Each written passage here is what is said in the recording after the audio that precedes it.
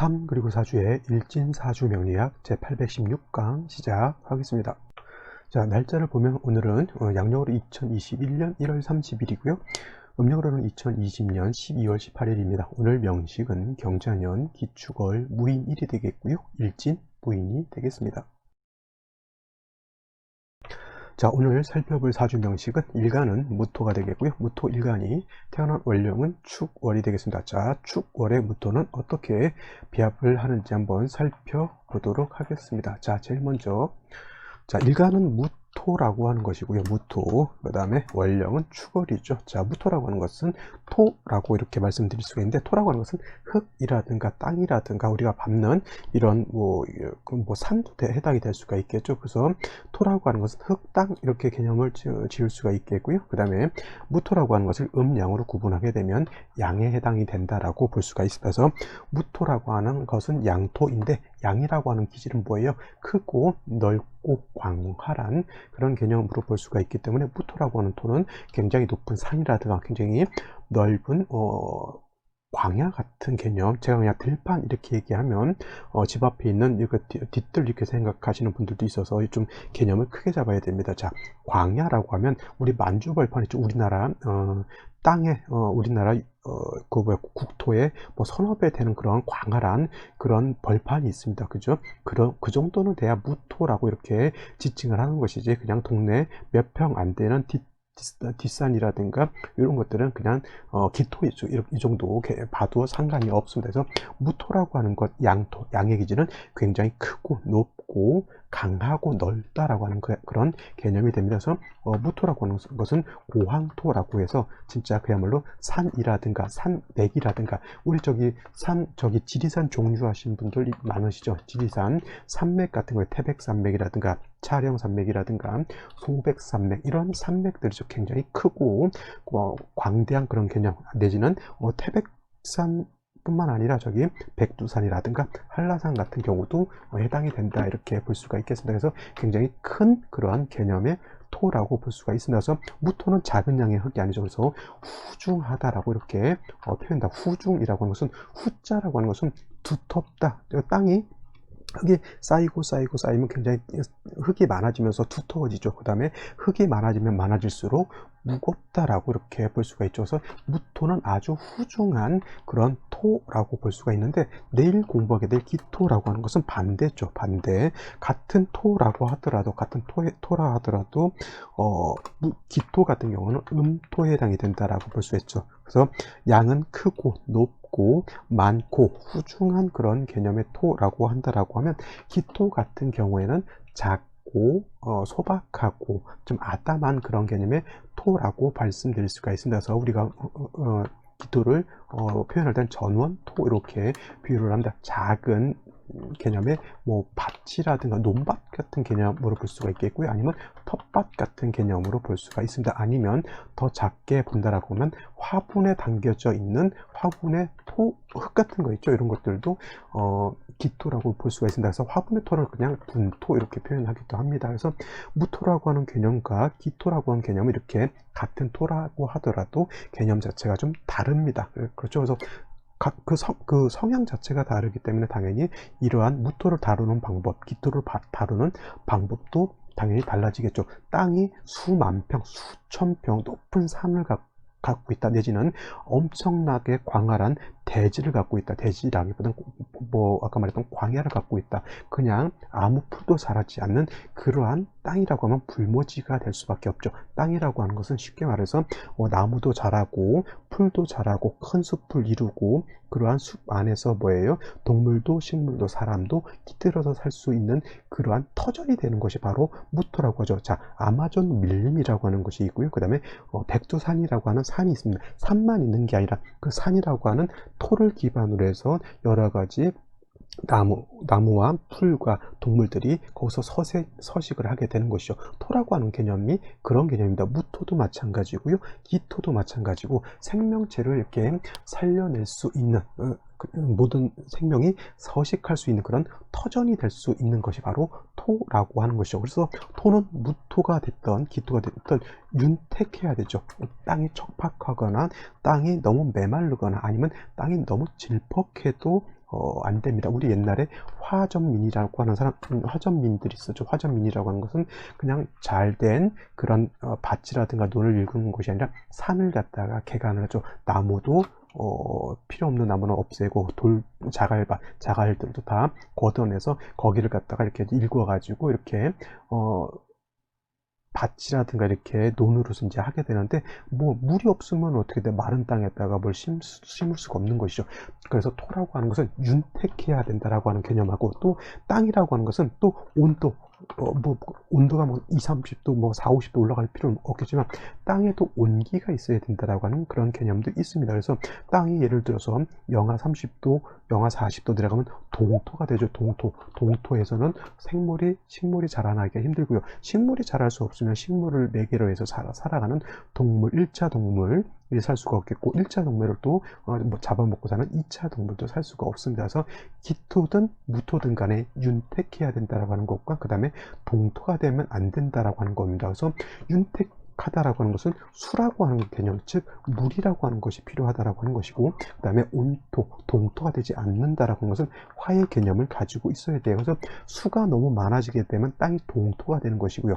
화가 너무 많아지게 되면 이때는 사막화되는 그런 것이죠. 그래서 수화라고 하는 것이 적절하게 중화를 이룬 것이 무토든 기토든 아주 중요한 그런 핵심이 되겠죠. 이거는 무토뿐만 아니라 기토도 마찬가지로 수화가 적절하게 조화가 되어야 되는데, 이걸 갖다가 수화기제라고 해요. 수화가 잘 조화가 되면 사람이 가장 살기 좋다라고 하는 18도에서 한 20도에서 한 25도 정도의 아주 좋은 그런 쾌적한 기온이 된다라고 하면 사람도 살기 좋겠고요. 그 다음에 그 안에 있는 모든 생물들도 살기가 좋겠죠. 물론 그러한 사람들도, 그러한 식물들도 어디를 딛고 살아요? 땅을 딛고 사는 것이죠. 그래서 수화가 기제가 되면은 만물이 잘 중화가 이런 것이고, 수화 기제의 반대는 수화미제라고 해요. 잘 조화가 되지 않은 것을 수화미제라고 합니다. 그래서 기토가 됐든 무토가 됐든 수하고 화, 즉 물과 불의 기운이 적절하게 조화를 잘 이루는 것이 필요합니다. 근데 한 가지, 무토한테는 한 가지가 더 필요한 것이 뭐냐면, 무토라고 하는 것은 이렇게 고황토라고 해서 산이라든가 산맥 내지는 광야와 같은 굉장히 방대한 그러한 토이기 때문에 후중하죠. 그래서 이런 무토는 간목이라고 하는 것이 있어서 무토를 후중하고 막혀져 있는, 울체되어 있는 토를 갖다가 소토 내지는 소벽해야지만 땅이 울체되지 않고 땅으로서의 역할을 할 수 있다, 이렇게 볼 수가 있습니다. 이거는 제 강의 중에 십간성정론이라고 하는 강의가 있어요. 십간성정론. 좀 빨리 가불병정 무기경신인계의 특징을 좀 알고 싶다라고 하시는 분들은 뭐 유튜브 같은데 검색을 거기 3그리고 4주로 들어가셔가지고 십간성정론, 간목론, 을목론 이렇게 검색하시면 그 일간에 대해서 제가 설명해 놓은 것이 있으니까 그거를 잘 참고하시면 좋을 거고요. 그거를 갖다가 좀 제가 압축해서 설명드리는 것이 바로 무토란 이런 것이다 라고 이렇게 말씀을 드리는 거니까, 미리 선행학습을 하시고 싶으신 분들은 그렇게 공부하시는 것도 좋을 것이라 생각합니다. 그래서 무토라고 하는 것은 수화기제라고 하는 것도 필요하지만 간목이라고 하는 것이 있어서 무토를 갖다가 소토소벽하는 것도 필요하다라고 말씀을 드릴 수가 있겠습니다. 자, 이러한 무토가 태어난 월령, 축월이라고 하는 그런 계절이죠. 계절. 자, 월지, 월령이라고 하는 것은 계절을 뜻합니다. 계절. 그래서 다른 지지, 예를 들어서 여기에 있는 연지라든가 내지는 일지라든가 시지에 비해서 가장 중요한 의미를 갖고 있는 것이 바로 이 월지라고 하는 그런 개념이고요. 무토가 어느 월지에서, 어느 월령에서 태어났느냐는 바로 무토가 태어난 배경을 뜻한다라고 하는 것 꼭 명심해 두시기 바랍니다.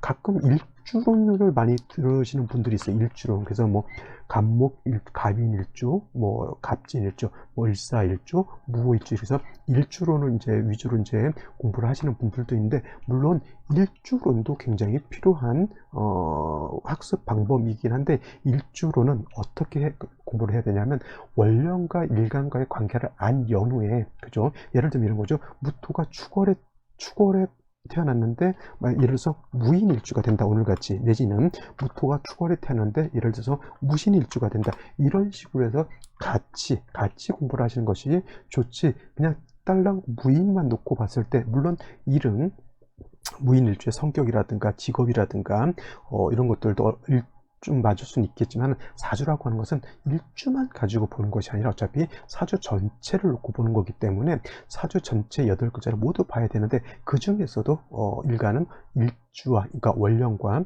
일지 개념이 좀 중요하다라고 하는 것은 저도 맞다라고 보고 일주론도 공부를 해야 되지만, 더 중요한 건 월령이 어떤 것이냐가 더 중요하다라고 생각을 해 주시는 것이 필요하다라고 말씀을 드릴 수가 있겠습니다. 자, 축월이라고 하는 것은 해자축 북방이라고 말씀드렸고요. 원래는 해자축이라고 하는 것은 오행으로는 수가 관장하는 그런 권역에 해당이 됩니다. 그래서 해자축월은 수가 관장을 하면서 겨울이 되죠. 그래서 축월이라고 하는 것은 모동이라고도 하고요, 내지는 개동이라고도 이렇게 표현해서 늦겨울이죠. 늦겨울이라고 해서 춥지 않다라고 하는 개념이라 똑같이 엄동설한이다라고 말씀을 드렸죠. 여러분, 엄동설한, 지금 올해 경자년 우리 대한민국, 한국의 겨울이 굉장히 춥고 눈도 좀 많이 왔었습니다. 그죠? 근데 이렇게 우리 한국의 기온 이제 좀 심하게 내려가면 20도 정도, 이렇게 이 정도 내려가는 것 같은데, 이 정도까지가 생각 안 되고요. 여러분들 겨울 생각할 때, 해자축을 생각할 때는 항상 북극이라든가 북극지방이라든가 아니면 남극지방을 생각하셔야 돼요. 40도 50도 심한 경우에는 막 60도까지 이렇게 떨어져서 엄청나게 추운 그런 계절을 생각하셔야지 해자축월 동절이라고 하는 개념을 빨리 익힐 수가 있겠습니다. 그죠? 근데 이 무토라고 하는 것이 축월에 이렇게 태어나게 되면, 그러니까 쉬운 말로 뭐예요? 겨울에, 엄청나게 추운 겨울에 태어나기 때문에 이 땅은 어떤 또 온토가 아니라, 아까 말했던 따뜻한 온토가 아니라 이 땅은 뭐예요? 땡땡땡땡 얼어있는 동토라고 하는 겁니다. 동토, 얼어있는 땅, 시베리아 벌판같이 만년설이 있고요, 내지는 영구 동토층이 있어서 요즘 이제 온난화가 돼서 그 영구 동토층도 조금씩 높고 있다고는 하지만, 영구 동토층은 뭐예요? 동토가 해동이 안 된다는 그런 개념이고, 땅이라고 하는 것은 온기가 있어야지 그 안에서 식물도 자라날 수가 있게 되는 것이죠. 그렇겠죠? 또 축월의 개념이라고 하는 것은 또 한 가지, 원래 해자축 북방으로서 수가 왕한 계절, 이거는 이제 권역적인 개념입니다. 인묘지는 목이 왕한 계절, 사오미는 화가 왕한 계절, 그 다음에 신유술은 금이 왕한 계절, 해자축은 수가 왕한 계절인데, 이 중에서 진, 술, 축, 미만을 딱 띄워놓고 보게 되면, 이 진술, 축, 미, 월은 4개월이라고 해서 모두 토왕절이 됩니다. 토가 왕한 계절. 그래서 원래 동쪽은 목이 관장하고요, 남쪽은 화가 관장을 하고, 그 다음에 서쪽은 금이 관장을 하고, 북쪽은 수가 관장을 하는데, 토라고 하는 것은 자기 분야가 별도로 내 방향에서는 별도로 없고, 원래 토라고 하는 것은 중앙이라고 하는 것은 중궁을 말하죠. 중앙에 거한다라고 해서 중앙에 위치하면서 거하면서, 사우라고 하는 것은 내 기퉁이를 말한다. 사우에 기생한다라고 했어요. 기생한다. 그래서 원래 인묘진에서 사오미로 넘어갈 때 진이 봄과 여름에 기생을 하는 것이고요.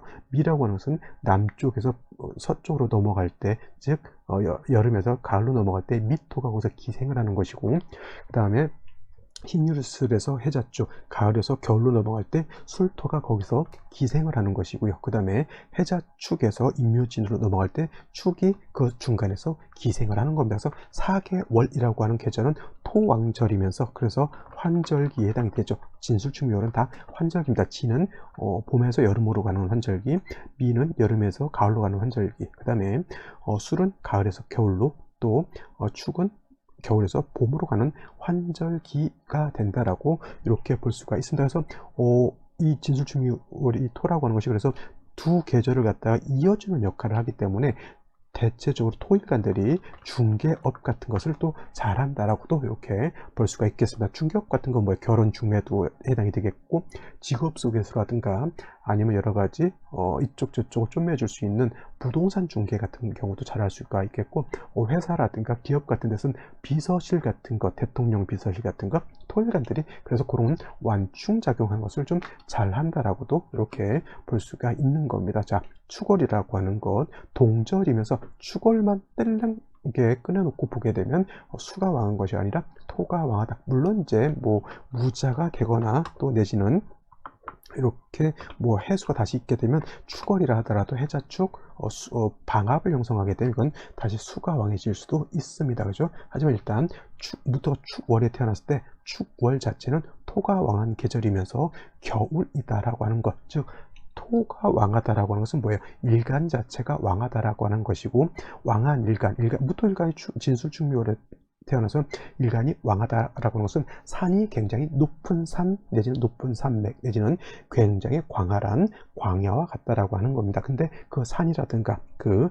광야가 어떻게 되어 있다? 얼어 있다라고 하는 것이죠. 그래서 축월에 태어난 무토는 일단 일간 뭐 산이 높으냐 뭐 넓은 광야 이것도 중요하지만 일단 화가 있느냐 없느냐, 동토가 되면 아까 뭐라죠? 식물이 자라기도 힘들고, 식물이 자랄 수가 없으면 동물도 자라기가 굉장히 어려운 척박한 환경이 된다라고 볼 수가 있습니다. 그래서 축월의 무토가 생기가 있고 생의가 있기 위해서는 반드시 화라고 하는 것이 있어 준다라고 하면 동토, 얼어있는 땅에 온기를 불어넣어 주는 그런 역할을 하게 될 겁니다. 근데 중요한 것은 축월이라고 하는 것은 토가 왕한 토왕절임에 반해서 화라고 하는 것은 굉장히 약합니다. 또 화 입장에서 놓고 봤을 때 토가 너무 많아지게 되면 화의 기운을 설기하죠. 병화가 축월에 태어났을 때 병화는 약한데 토가 많아지게 되면 병화의 기운을 많이 설기한다라고 했죠. 똑같은 이치로 무토가 축월에 태어났는데 병화가 있으면은 일간 무토는 왕하다 하더라도 병화는 어떻게 돼요? 약하죠. 그래서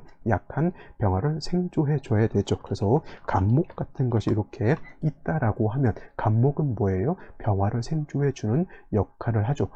간목이 병화를 생조해 주게 되면 병화는 토를 갖다가 따뜻하게 해줄 수가 있을 것이고, 토가 따뜻해지게 되면 땅도 녹고 물도 녹겠죠. 그러면 다시 간목이 또 살아나는 선순환의 여건이 되면서 또 무토 자체가 축월에 왕하니까 간목은 또 병화도 생해주지만 무토를 갖다가 소토 내진 소벽하게 되면 동절이라 하더라도 뭐예요? 나무가 자라고 풀이 자랄 수 있는 그러한 좋은 환경이 될 수 있다라고 볼 수가 있는 겁니다. 물론 이제 병화라고 하는 것, 그 다음에 간목이라고 하는 것이 지지로 뭐 인사, 오 등에 당연히 뿌리가 있어주면 더 좋을 것이 좋겠죠. 그 다음에 수라고 하는 것은 축월의 동절이기 때문에 화를 쓰는 경우에 이렇게 예를 들어서 수가 이렇게 투출하게 되면 이거는 좋지를 못합니다. 임수 개수가 투출하게 되면 수라고 하는 것은 화를 갖다가 약하게 하는 그러한 단점이 있기 때문에 해자 축월에 특수한 경우가 아니고서는 어떤 일간이든 간에 임수라든가 개수가 투출하게 되면은 사주 자체가 더욱 한습해지는 폐단이 있겠고, 또 화를 용신을 써야 되는 그런 환경에서 화를 극하는 수가 많아지는 것은 결코 좋은 일이 아니겠죠. 그래서 해자 축월에는 원령에 있는 수만 가지고도 충분합니다. 만약에 사주가 좀 조열해진다라고 하면 뭐 해수 하나 정도, 자수 하나 정도 있으면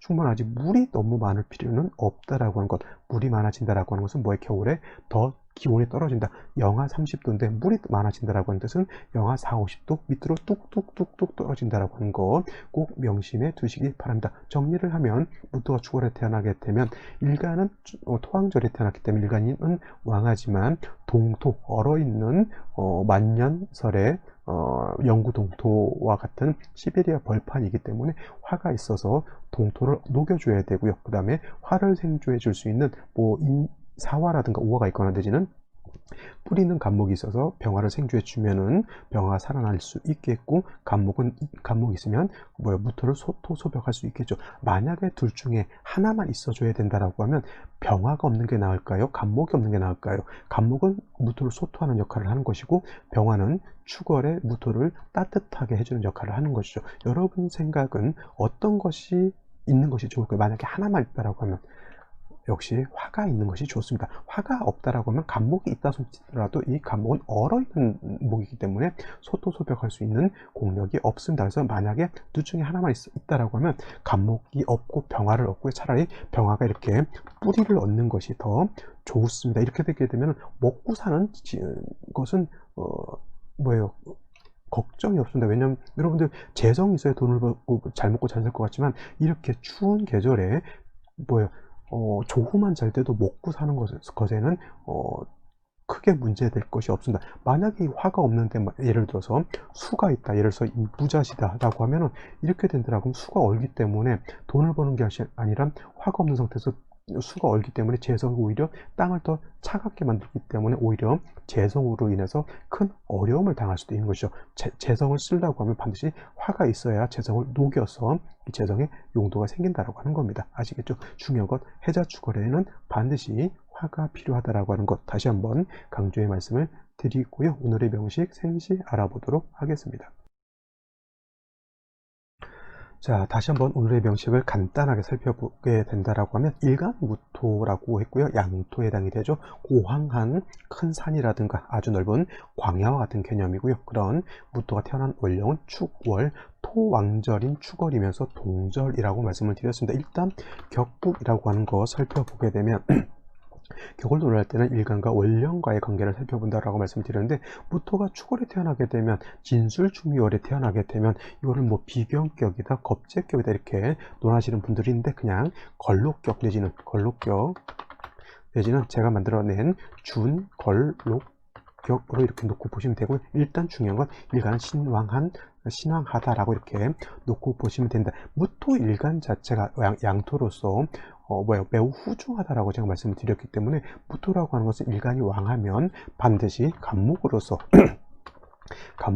뭐예요? 소토 내지는 소벽하는 것을 좋아한다라고 했는데 축월의 토가 왕해서 간목을 이렇게 쓰게 되면 좋을 것 같지만 아까 말씀드렸던 것처럼 원령 자체가 어떤 계절 동절이기 때문에 그냥 간목만 있어서는 안 되고요. 반드시 먼저 성립되어야 될 것이 뭐가 있어야 된다? 아까도 말씀드렸던 것처럼 병화 내지는 정화보다 병화가 훨씬 낫겠죠. 화가 있은 연후에 간목이 있는 것은 나쁘지 않다라고 말씀을 드렸습니다. 그래서 오늘 명식 같은 경우에는 잘 보시면 자, 월간에 이렇게 기토가 투출되어 있기 때문에 이거 뭐 이렇게 되니까 겁재격이다 그러지 마시고요. 준걸록격의 일간이 매우 왕하다 이렇게 생각하시면 되겠고 연지에 이렇게 자수가 있습니다. 자축합 당연히 이건 토가 된다라고 볼 수가 있는데 뭐 수가 한 점이 있기 때문에 기온 자체는 좀 더 차갑습니다. 수가 있어서 물론 무토 입장에서 재성이기 때문에 연지의 재성이 있으면 뭐예요? 조상이 뭐 후덕하게 잘 살았다 이렇게 뭐 금묘하실 이론으로 궁성론으로서 이렇게 볼 수도 있겠지만 동절이기 때문에 뭐예요? 재선이 있는데 그것이 나한테 크게 작용은 안 한다라고도 볼 수 있겠죠. 화가 있어야지만 연지에서 들어오는 재물이 나한테 들어올 수가 있겠습니다. 그러니까 쉬운 말로 이런 사주가 뭐예요? 예를 들어서 목화운으로 와서 해동이 된다라고 하면 그야말로 연지에 있는 재성을 내가 끌어당겼을 수가 있겠죠. 어렸을 때는 잘 못 살았는데 나이가 40, 50대 됐는데 갑자기 몰랐던 종중의 재산을 내가 받는다거나 이런 경우가 해당이 될 수가 있습니다. 병금이 있어서 왕토의 기운을 금이설에서 수를 생각하니까 뭐 상관생재, 식신생재 이렇게 놓고 볼 수도 있는데 토라고 하는 것은 금으로서 생지하는 것보다는 목으로서 소토하는 것이 더 국세가 더 좋아진다라고 말씀을 드릴 수가 있는데 다행스러운 것은 모르게 일지의 인목이라고 하는 겁니다. 인목. 자, 일지의 인목 한번 그 지장간을 놓고 보게 되면 무토라고 하는 것과 병화라고 하는 것과 그 다음에 간목이라고 하는 것이 이렇게 있습니다. 그래서 무토는 이거는 불용 쓰지 않는다라고 말씀드렸고요. 병화, 간목만을 쓸 수가 있는데 이 인목 하나 있음으로 인해서 좋은 점은 뭐냐면 축월에 인중병화가 있죠. 이 인중병화로 뭐 할 수 있습니까?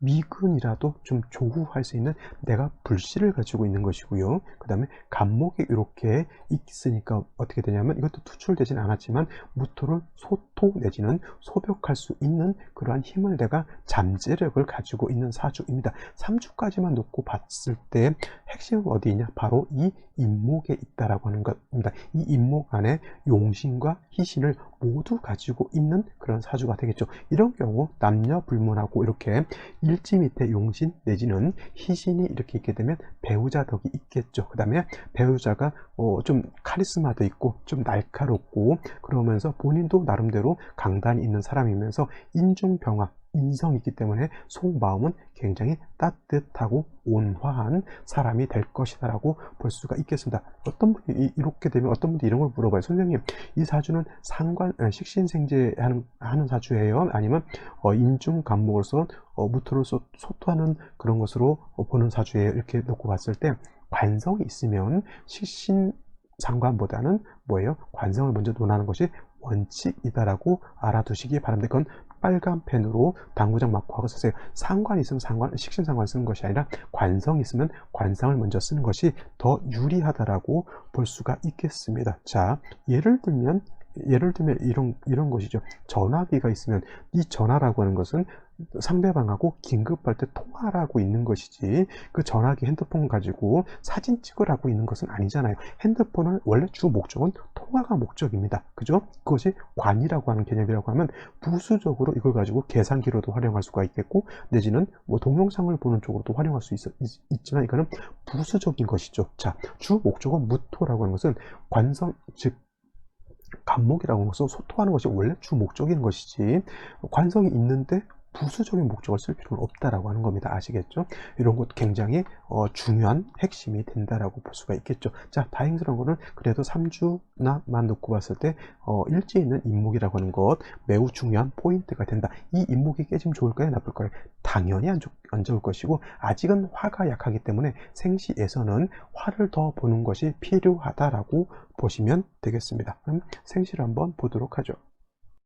자, 생시를 한번 살펴보게 되면, 자, 이 12가지 생시 중에서 12가지 생시가 이렇게 되어 있죠. 무토일간은 자시부터 시작할 때 항상 임자시부터 시작을 한다라고 말씀드렸습니다. 이걸 갖다 뭐라 그랬죠? 시를 정하는 방법이 별도 있습니다. 시두법이라고 합니다. 이거는 제 동영상 유튜브라든가 제 블로그라든가 이렇게 가시면은 시두법을 제가 강의를 해놨고 동영상을 만들어 놨으니까 그거를 참고하시면 좋을 것 같고요. 자, 여기서 시두법을 별도로 강의하지는 않겠습니다.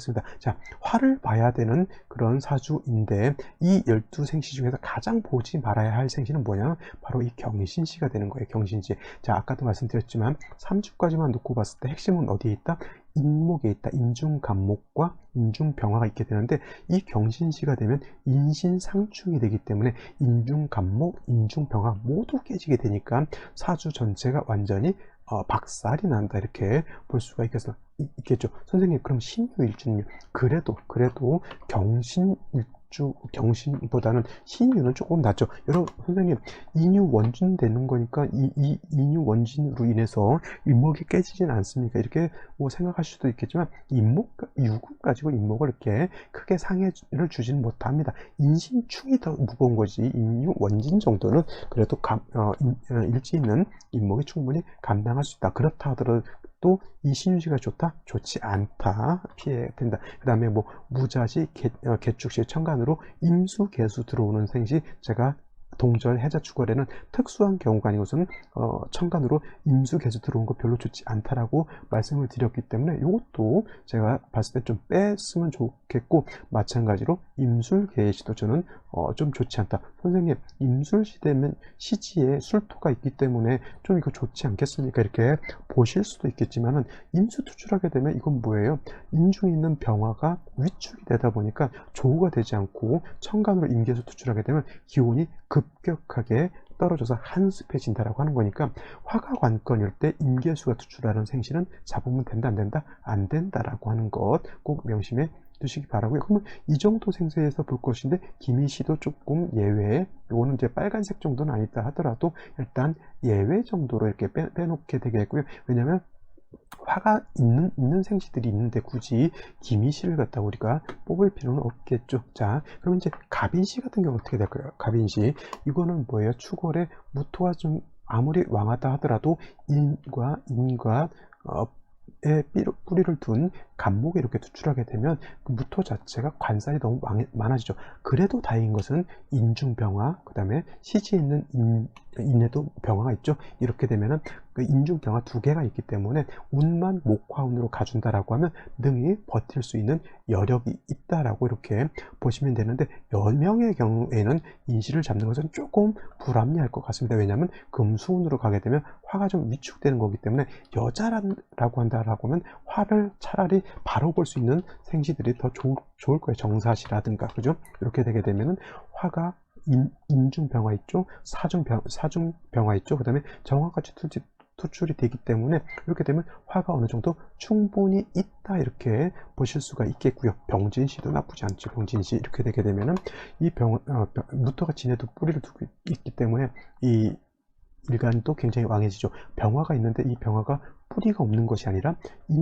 인중병화의 뿌리를 두고 인중간목이 생주하기 때문에 병화도 세력이 있습니다. 그렇다 하더라도 이 병화 하나 가지고는 좋아하는데 조금 부족하니까 이것도 마찬가지로 목화운으로 가는 것이 좀 필요하겠죠. 뭐 무오시도 나쁘진 않을 것 같아요. 근데 무오시가 되게 되면 일간이 좀 너무 왕해지지 않을까라는 생각이 들죠. 이거는 인후 회국하고 축월에 다시 무토까지 투출하게 되면 이거는 전반적으로 일간이 너무 태왕해지는 그런 국세가 된다.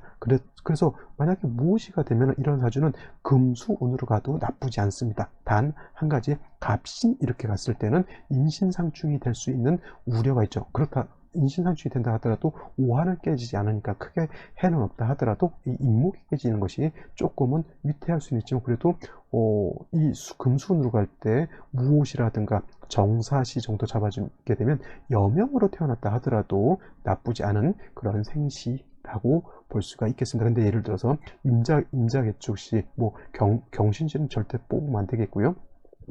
뭐 개시 이렇게 됐는데 남자가 아니라 여자였다 그러면 이거는 조금 힘들겠죠. 자, 이런 것들을 잘 살피셔서 생시를 한번 선택해 보시는 것이 좋겠고요. 이건 비단 출산 태길만 보라고 하는 것이 아니라 이러한 관점으로 해서 사주를 분석하는 그런 능력을 배양하시라고 제가 이렇게 강의를 하는 거니까, 여러분들 그냥 뭐 간단하게 보실 수도 있겠지만, 뭐 강의 시간이 날마다 올라가는 강의가 그렇게 길지 않습니다. 그래서 꾸준히 좀 반복한다라고 하는 그런 개념을 가지고 끝까지 한번 강의를 들어주시면 좋겠습니다. 모질란 것들, 혹시나 이런 것들이 있을 거예요. 선생님, 나 이거 모르겠는데 이거 한번 강의 좀 해주시면 안 될까요? 이렇게 말씀을 주시면 제가 또 시간 나면 그거에 대해서 이렇게 또 특별히 또 동영상을 또 제작해서 올려드릴 수도 있으니까, 뭐 너무 많다라고 하면 안 되겠지만 특별히 이제 댓글 다시고 좋아요 눌러주시고 또 구독해 주시면서 이렇게 부탁을 한다라고 하면 제가 또 마음 약해서 거절하지 못하고 또 그런 식으로 또 서로 상부상조해 가면서 또 공부를 하는 것도 나쁘지 않다 이렇게 생각이 됩니다. 자, 오늘은 여기까지 설명드리도록 하고요. 내일 또 찾아뵙도록 하겠습니다. 감사합니다.